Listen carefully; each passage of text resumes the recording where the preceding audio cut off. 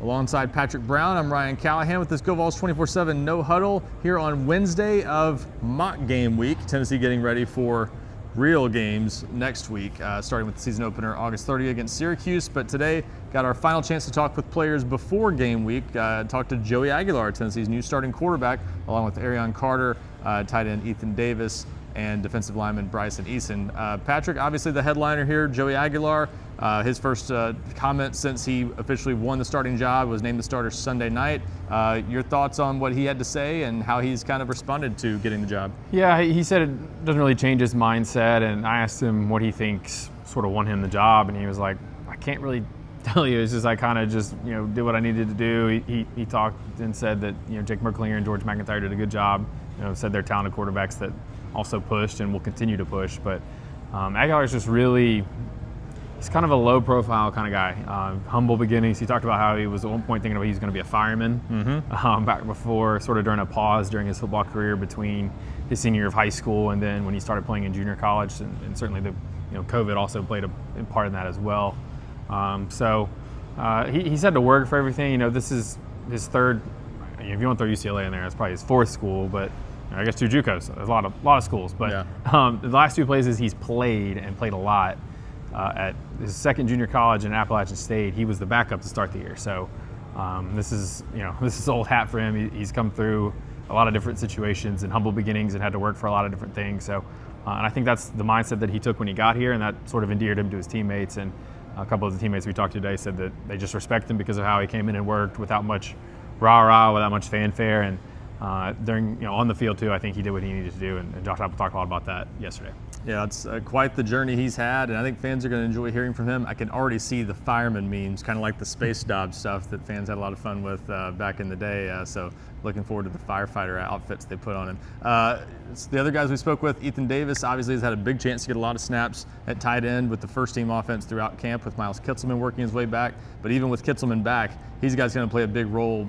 Sounds like he's ready to step into a bigger role in this team. Yeah, he was sort of eyeing this year, even at the end of last offseason when one of those guys was going to move it on. Originally it was going to be Miles Kitselman, that was his last year, and it was going to be Ethan Davis and Holden Stay sort of being the next guys at tight end. And instead it's Kitselman. He got an extra year. Now it's Kitselman and Davis. And Ethan Davis said that he's never really thought about transferring. He loves it here. He sort of built up this opportunity and feels like this is his year. He thinks he's got a lot to prove. He's like, I haven't really done anything yet, so he's eager to go out there. Like a lot of guys on this team, that's a theme with this group of players, is that there's a lot of guys that maybe have played a little bit or haven't played at all, and they're ready to go out there and show why people in the program are excited about him. I think Ethan Davis is one of those guys. He's always physically looked like $1 million. I think he's continued to steadily sort of learn how to be a full, well-rounded tight end, and Tennessee will be counting on him to do that this season. And you mentioned a lot of guys looking to kind of prove themselves. That's definitely true at defensive tackle, where Tennessee's got some veterans, Bryson Eason being one of them, but he talked about some of the younger guys Tennessee's going to have to count on at that position, especially after David Hobbs' injury now. Talked a little bit about Ethan Utley, Jamal Wallace, another interesting guy that came from the junior college level.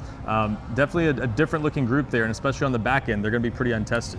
Yeah, probably Isaiah Campbell in there too, another freshman that was a pretty highly regarded recruit. But Eason is, it's a different time for him. He was a freshman that was sort of changing positions, so it was a little bit different for him coming in several years ago than it is for guys like Utley now. But he said good things about those guys. They're still kind of learning, but he said that they're hungry and have sort of shown what they needed to show to sort of earn the coach's trust and put themselves in position to, as you said, be in the back end of that rotation and be part of that group that's going to be 10, 12 deep. We know they're going to rotate, play a lot of guys on the defensive line, and they've had some new guys come in. And Jamal Wallace, the second year in this program, coming in from junior college, played a lot of different positions. I think he was a high school receiver and defensive back, so now he's a 315-something pound defensive tackle. So a lot for him to learn. Same for the freshmen, but those guys apparently have come along pretty nicely. Jamal Wallace was 265 or 270 rushing off the edge. This stand-up guy at the junior college level, now putting his hand on the ground, over 300 pounds in the SEC. And also talked to, as I mentioned, Arion Carter, kind of the leader of this defense in the middle there as a junior, and he's got some younger guys behind him. Talked a little bit about Jaden Harmon, a guy that he's kind of taken under his wing, and also Edwin Spillman, a guy he's got high expectations for. But a big year for Carter as well, and he seems pretty confident in this defense and his own ability and kind of the steps he's taken. Yeah, and he sort of talked again about this is a program that's produced the guys like Al Wilson and Reggie White, Eric Berry. There's a standard to play defense here at Tennessee, and I think he feels, he's an in-state kid, so he probably has a little bit of a background on the history of this program, and I think he feels as one of the leaders of not only the defense, but really of the team. He's one of the most influential guys, voices in the locker room. Feels sort of a standard to, feels the responsibility to uphold that standard. And I'm excited to watch him play because I think he's one of their most talented players. And this is his second year as a starter. It should be a chance for him to really make a jump. And if he and Jeremiah Thielener can make a jump, they should be pretty good. Throw Spillman in there, as you mentioned, they should be pretty good at linebacker. Yeah, they're pretty excited about Evan Spillman in particular this year and how much of a jump he might make. But that's pretty much it for the availability this week. We're going to have plenty of stuff up on the site over the next few days, though, including our season predictions, some game-by-game predictions coming maybe early next week. So getting you ready for game day. It is almost here, just 10 days away from Tennessee's season opener in Atlanta on August 30. For Patrick Brown, I'm Ryan Callahan.